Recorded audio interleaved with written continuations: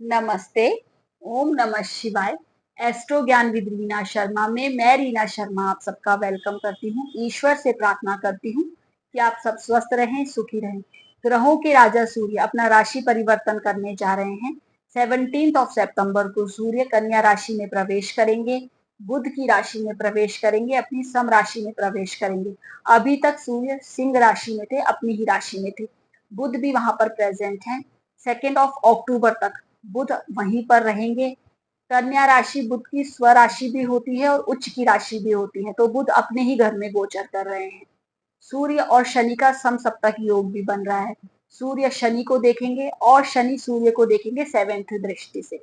तो इन सब का आपके लाइफ पर क्या प्रभाव पड़ेगा आज हम ये देखेंगे। तो तुला राशि या तुला लग्न वालों के लिए सूर्य का गोचर आपके 12th हाउस में होने जा रहा है और सूर्य आपके लाभेश हैं, 11th हाउस के लॉर्ड हैं। बुध आपके भाग्य भाव के स्वामी हैं और 12th हाउस के ही लॉर्ड हैं। तो आपके लिए योगकारी प्लेनेट हो जाते हैं बुध और अपनी ही राशि में प्रवेश करने जा रहे हैं, तो काफी स्ट्रॉन्ग यहाँ पर बुध हो जाएंगे। भाग्य का सपोर्ट आपको मिलेगा। शनि आपके 6th हाउस में गोचर कर रहे हैं, तो शनि और सूर्य भी एक दूसरे को देखेंगे। सूर्य राजा है, अथॉरिटी है, पावर है। सूर्य प्रकाश है। सारे ग्रहों को सूर्य से प्रकाश मिलता है, हमें भी सूर्य से प्रकाश मिलता है। सूर्य गवर्नमेंट के साथ हमारे रिलेशन कितने अच्छे रहेंगे, गवर्नमेंट से हमें कितना बेनिफिट मिलेगा, हमें गवर्नमेंट जॉब मिलेगी या नहीं मिलेगी, पॉलिटिक्स में अगर हम हैं तो कितनी हाई पोस्ट अचीव करेंगे, अपने करियर में भी हमें पद प्रतिष्ठा मान सम्मान कितना अच्छा मिलेगा, हम कितनी हाई पोस्ट पर जाएंगे, अथॉरिटी हमें कितनी अच्छी मिलेगी, हमारे फादर के साथ हमारे रिलेशन, हमारे बॉसेस के साथ हमारे रिलेशन। सूर्य अगर स्ट्रांग है तो हमारा कॉन्फिडेंस कितना अच्छा होगा, हम अंदर से कितने स्ट्रांग होंगे, हमारी इम्यूनिटी कितनी अच्छी होगी, आत्मा से हम कितने स्ट्रांग होंगे, ये सब सूर्य से देखा जाता है। बुध हमारा कम्युनिकेशन, हमारी तर्क वितर्क की क्षमता, हमारे व्यापार करने की क्षमता, हमारा बोलने का तरीका, कितने पॉलिटिकल वे में हम अपनी बात को कह पाते हैं, ये बुध से ही पता चलता है। शनि हम कितनी मेहनत से अपना काम करेंगे, हम अपने काम के लिए कितने डेडिकेटेड हैं, कितने मेहनती हैं, कितने अच्छे से हम अपने काम को करते हैं, तो दोनों का नेचर काफी डिफरेंट हो जाता है। इसीलिए जब सूर्य और शनि एक दूसरे को देखते हैं तो प्रॉब्लम तो क्रिएट करते हैं, क्योंकि दोनों एक दूसरे को अपना शत्रु मानते हैं। एस्ट्रोलॉजी में सूर्य पिता है और शनि पुत्र हैं, लेकिन आपस में रिलेशन अच्छे नहीं हैं, तो बेसिकली हेल्थ से रिलेटेड इशू आते हैं। लेकिन अगर किसी की कुंडली में सूर्य और शनि का योग बन रहा है और अच्छा योग बन रहा है, आपके अच्छे घर में सूर्य और शनि बैठे हैं, स्ट्रांग होकर बैठे हैं, तो गवर्नमेंट जॉब भी लग सकती है, क्योंकि सूर्य गवर्नमेंट के साथ रिलेशन बताते हैं और शनि जॉब का कारक ग्रह है, प्रोफेशन का कारक ग्रह है, तो गवर्नमेंट जॉब के योग बन जाते हैं। तो अभी आपके लिए सूर्य और बुध का गोचर 12th हाउस में होने जा रहा है। 12th हाउस हमारी मेडिटेशन का घर, हमारे एक्सपेंडिचर का घर, हमारे सबकॉन्शियस माइंड का घर, मोक्ष का स्थान, फॉरेन ट्रेवलिंग से रिलेटेड घर, फॉरेन में अगर हम सेटल होना चाहते हैं तो ये भी 12th हाउस से देखा जाता है। मूवमेंट कितना हमारे लाइफ में या प्रोफेशन में रहेगा, एक्सपेंडिचर हमारे कितने ज्यादा होंगे, हमारा खुद पर एक्सपेंडिचर, हमारा अपनी लग्जूरियस थिंग्स पर एक्सपेंडिचर, हमारा मेडिकल एक्सपेंडिचर, ये सब 12th हाउस से देखा जाता है। तो सूर्य लाभेश होकर आपके 12th हाउस में आए हैं, तो आपके हेल्थ के लिए थोड़ा सा प्रॉब्लम है। सूर्य अगर 12th हाउस में आते हैं हेल्थ इशू थोड़ा सा देते हैं, इम्यूनिटी से रिलेटेड प्रॉब्लम रहती है। लेकिन सूर्य आपके भाग्येश के साथ यहाँ पर है, बुध भी यहाँ पर बैठे हैं, तो आपको भाग्य का सपोर्ट मिलेगा, लाभ आपको इस टाइम पीरियड पर मिल सकता है। अपने से सेकंड होकर सूर्य बैठे हैं और भाग्येश के साथ बैठे हैं, तो अगर फॉरेन से रिलेटेड आपका कोई भी काम है, इंपोर्ट एक्सपोर्ट का आपका कोई काम है, ट्रेवलिंग से रिलेटेड आपका कोई काम है, तो वो इस टाइम पीरियड पर बढ़ जाएगा। अगर फॉरेन सेटलमेंट होने के आपके कोई काम रुके हुए थे तो वो भी इस टाइम पीरियड पर पूरे हो सकते हैं, भाग्य का सपोर्ट आपको मिलेगा। तो फॉरेन से रिलेटेड चीजों के लिए अच्छा है, प्रॉफिट के लिए अच्छा है। और इस टाइम पीरियड पर अगर आप धार्मिक यात्राओं पर जाना चाहते हैं तो आपके लिए अच्छा है, किसी धार्मिक जगह पर घूम कर आइए, आपके लिए अच्छा है। धार्मिक कोई अनुष्ठान करवाना चाहते हैं, आपके लिए अच्छा है। इस टाइम पीरियड पर आप अपने को जितना मजबूत करेंगे, जितना मेडिटेशन करेंगे, जितना ध्यान करेंगे, अपनी कमियों को समझेंगे, अपने सबकॉन्शियस माइंड पर वर्क करेंगे कि आपका सबकॉन्शियस माइंड क्या कहता है, आप अंदर से क्या चीज चाहते हैं, आप उस चीज को अगर समझेंगे और उस चीज पर काम करेंगे तो आपको बेनिफिट मिल सकता है। सूर्य और बुध यहाँ से 6th हाउस को भी देख रहे हैं, तो आपके कंपटीशंस क्लियर करवाने में आपको हेल्प कर सकते हैं।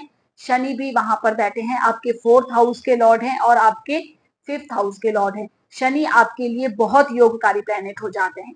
तुला लग्न या तुला राशि वालों के लिए शनि आपके केंद्र हाउस के भी लॉर्ड हैं और आपके त्रिकोण हाउस के भी लॉर्ड हैं और 6th हाउस में वक्री हो रखे हैं। तो जो स्टूडेंट्स भी, बच्चे भी इस टाइम पीरियड पर कंपटीशंस की तैयारी कर रहे हैं और मेहनत से काम कर रहे हैं तो शनि उनको सक्सेस जरूर दिलाएंगे। चेष्टा बल शनि का यहाँ पर बढ़ गया है और सूर्य की भी दृष्टि पड़ रही है। सूर्य और शनि यहाँ पर आपको कंपटीशंस क्लियर करवाने में हेल्प करेंगे, आपकी पढ़ाई को अच्छा करेंगे। बुध भी यहाँ पर देख रहे हैं, गवर्नमेंट से रिलेटेड अगर आप कोई एग्जाम देते हैं तो उसमें भी आप सक्सेसफुल हो सकते हैं। तो आपको इस टाइम पीरियड पर लेकिन मेहनत बहुत ज्यादा करनी है। आपके शनि यहाँ पर रिसर्च आपकी काफी अच्छी कर देंगे। जितना डीपली आप सब्जेक्ट को पढ़ेंगे, जितना डीपली अच्छे से चीजों को समझेंगे, उतना आपके लिए अच्छा है, क्योंकि शनि अपने से 2nd हाउस में आए हैं, अपने से द्वितीय होकर बैठे हैं, 5th हाउस के लॉर्ड हैं। तो आपकी बुद्धि को अच्छा करेंगे, एजुकेशन को अच्छा करेंगे। बस आपको हेल्थ का थोड़ा ध्यान देकर चलना है, सिस्टमैटिक बनना है। शनि आपके वक्री हैं, आपको यहाँ पर थोड़ा आलसी भी बना सकते हैं। पढ़ाई से अगर आलस करेंगे तो प्रॉब्लम क्रिएट होगी। तो अपने रूल रेगुलेशन को फॉलो करें, सिस्टम को फॉलो करें। सूर्य की भी दृष्टि जब यहाँ पर पड़ेगी तो वो आपको सिस्टमेटिक ही बनाएंगे। तो आपको योगा, मेडिटेशन, प्राणायाम, एक्सरसाइज इस टाइम पीरियड पर करते रहना है। अपनी कंसंट्रेशन पावर को काफी बढ़ाना है। तो आपके लिए काफी अच्छा ये टाइम पीरियड हो सकता है कंपटीशंस क्लियर करने के लिए। आपके बच्चे भी अगर कंपटीशन कोई क्लियर करना चाहते हैं उनके लिए भी अच्छा हो सकता है। बस आपको अपनी और अपने बच्चों के कम्युनिकेशन पर फोकस करना है, कम्युनिकेशन अच्छा रखना है और इस टाइम पीरियड पर सबको मेडिटेशन, योगा, एक्सरसाइज, ध्यान जरूर करना है। प्रॉपर्टी से रिलेटेड अगर कोई आपके विवाद अटके हुए थे तो वो आपके पूरे हो सकते हैं। डॉक्यूमेंट्स से रिलेटेड कोई आपके चीजें मिसिंग थी तो वो इस टाइम पीरियड पर पूरी हो सकती है, क्योंकि बुध यहाँ पर स्वराशि में आपके भाग्येश होकर गोचर कर रहे हैं। प्रॉपर्टी के सेल परचेज से कुछ लाभ हो सकता है। प्रॉपर्टी से रिलेटेड इशू इस टाइम पीरियड पर सॉर्ट आउट हो सकते हैं। तो कुल मिलाकर देखा जाए तो लाभ के लिए ठीक है। फॉरेन से जो लोग जुड़े हैं अच्छा है। धार्मिक यात्राओं पर जाना चाहते हैं उनके लिए अच्छा है। जो लोग भी हायर एजुकेशन में इस टाइम पीरियड पर कहीं बाहर जाकर हायर एजुकेशन लेना चाहते हैं उनके लिए अच्छा है। या आपके बच्चे भी अगर इस टाइम पीरियड पर कहीं बाहर जाकर एजुकेशन लेना चाहते हैं तो अच्छा है। प्रॉपर्टी के मामलों के लिए भी अच्छा है, लेकिन हेल्थ का अगेन बहुत ध्यान देकर चलना है। बॉसेस के साथ आर्ग्यूमेंट रह सकते हैं। आपके सब ऑर्डिनेट का 6th हाउस होता है तो सब ऑर्डिनेट के साथ भी इस टाइम पीरियड पर आर्ग्यूमेंट रह सकते हैं। पिता और बच्चों के भी थोड़े रिलेशन खराब रह सकते हैं, उसका ध्यान देकर चलना है। हेल्थ का ध्यान रखिए। हड्डियों से रिलेटेड प्रॉब्लम, स्किन से रिलेटेड प्रॉब्लम, वात रोग इस टाइम पीरियड पर परेशान कर सकता है। इम्यूनिटी थोड़ा लो हो सकती है। डाइजेशन रिलेटेड इशू इस टाइम पीरियड पर आ सकते हैं। आंखों से रिलेटेड प्रॉब्लम आ सकती है, आंखों में इंफेक्शन की प्रॉब्लम आ सकती है। अगर कोई हेल्थ इशू आपको पहले से चला आ रहा है, जैसे ऑटो इम्यून की अगर आपको प्रॉब्लम है या कोई बड़ा इशू आपके चला आ रहा है तो वो इस टाइम पीरियड पर बढ़ सकता है। अदरवाइज 1 मंथ के गोचर में छोटे मोटी आपको प्रॉब्लम हो सकती है, जैसे आई से रिलेटेड इन्फेक्शन हो जाए या आपको पांव दर्द की प्रॉब्लम थोड़ी बहुत हो सकती है। गैस की प्रॉब्लम आपके इस टाइम पीरियड पर बढ़ सकती है। डाइजेशन रिलेटेड इशू आ सकते हैं।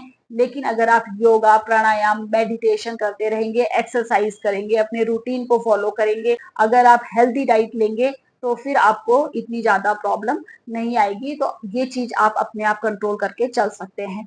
सूर्य और बुध के अच्छे रिजल्ट के लिए आप सूर्य भगवान को जल दीजिए।